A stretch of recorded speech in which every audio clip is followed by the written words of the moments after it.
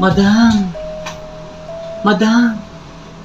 Gusto ko lang sanang malaman kung kabit ba to ng asawa ko? Ito siya.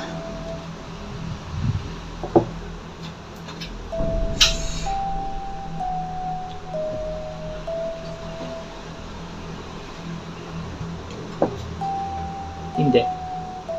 Naku, salamat naman, madam.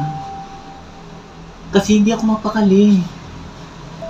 Lagi silang magkasama, araw-araw. Hindi niya yung kabit. Asawa niya yung makatikan linta ka. Gawin kaya kitang palaka para mawala yung kakatihan mo. Ay, tanga mo! Ha?